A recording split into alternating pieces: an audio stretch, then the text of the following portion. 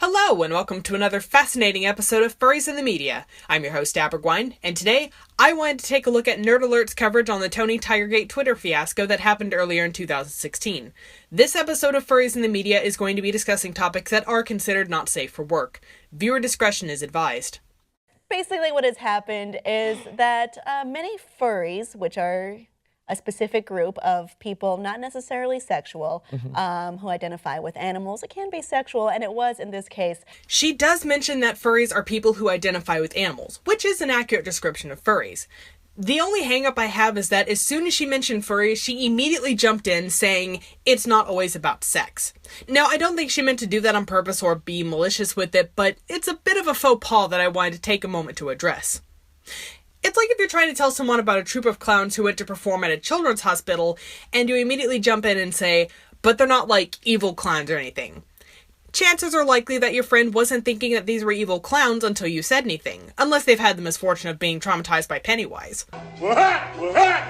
Now, I really can't fault them for this too much because given the nature of the story they're reporting on, the sexual angle was going to be brought up anyways. But it should be pretty obvious. If you're trying to tell someone about something, don't start off by saying what it's not.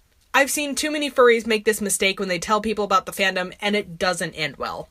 You, sir, are a glutton for punishment. I won't deny your ability to cuss swooning, but #run, #the furries are coming for you. That's not so explicit. Send dick pics! Yeah.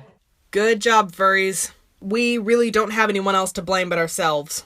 From what I've learned is that many furries, this has become a little bit of a joke, which is like, you know, Tony the Tiger, we all recognize him from our youth. Yeah. You know, he's a bit of a daddy. But it's become a little bit of a joke in the community to, you know, let's flirt with him, let's play with him. Right. But the Frosted Flakes account found this to be not family friendly, and they are, you know, a children's cereal. I'm glad that they were able to sympathize with where the furries who sent the tweets were coming from, but I still don't think that the furries who tweeted at Tony were right to do what they did. At the end of the day. Man. Well, I can't even imagine like that poor brand manager who has to sit like, there what and do like, I do? Yeah, and I'm sure there's someone up on top that's like, just ban all the furries. Just get in there and ban them. Your job for the next 20 minutes is to find furry accounts and to ban them. Because I think that was where the outrage came from. Which is like, I didn't do anything. Yeah, Why yeah, did yeah. you block me? People that have never even tweeted him. I'm an innocent cat. Given the limitations of Twitter, the most effective way to remove the explicit tweets from the Tony the Tiger Twitter account was to block the offending accounts. Now, blocking furry accounts that had never even tweeted at Tony the Tiger may have been an extreme reaction, but think about it from the company's perspective. They are trying to maintain a family-friendly space on this Twitter account, and any furry account that was following them could have been a liability during this time. I don't know that blocking every furry account was the best way to handle this situation, but they needed to take action before things got out of hand, and this was probably the most effective way to deal with it. Pizza Hut tweeted something interesting.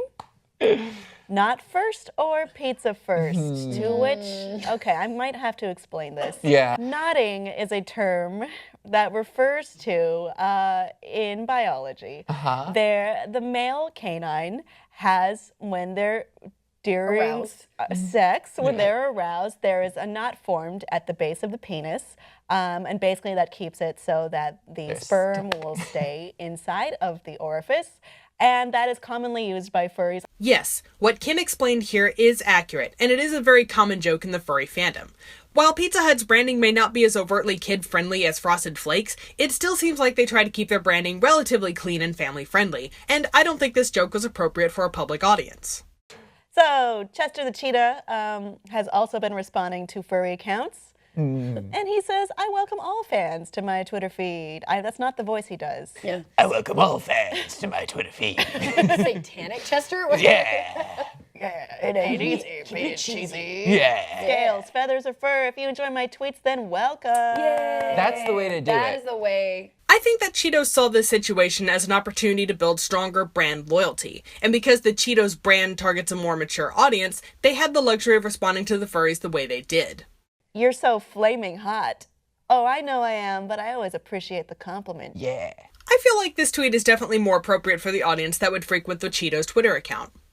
Yeah, I mean, I think that's also like a way, I guess, to better deal with unwanted brand attention, which is, you know, flirt with them. You know, they've got that curiosity sated. It's over. It's done. Yeah. I wouldn't be surprised if Frosted Flakes have responded like that if they didn't have to worry about potentially ruining their branding. It probably would have caused a lot less fuss than what actually happened. Let's check out the review stats. Information accuracy is 100%, and the spirit of the clip is 75%, averaging out to 88%. And now time for my thoughts. Even though the clip got a good score, I'm not happy with the way that furries were represented. Now this has absolutely nothing to do with Nerd Alert. They did a great job with their segment. This is not about them. This time, we have no one to blame but ourselves. All the media had to do was turn their cameras in our direction while this whole thing happened. As much as I feel that we have a responsibility to speak up when furries are misrepresented in media coverage, we have just as much a responsibility to speak up when there are furries who do a poor job of representing the rest of the fandom. There is no changing the past, but we can always learn from our mistakes and strive to do better in the future. The furry fandom doesn't have the luxury of having a CEO or singular spokesperson that represents us to the public. We represent ourselves, and we have to be conscious of that in our actions and communications that take place in the public view.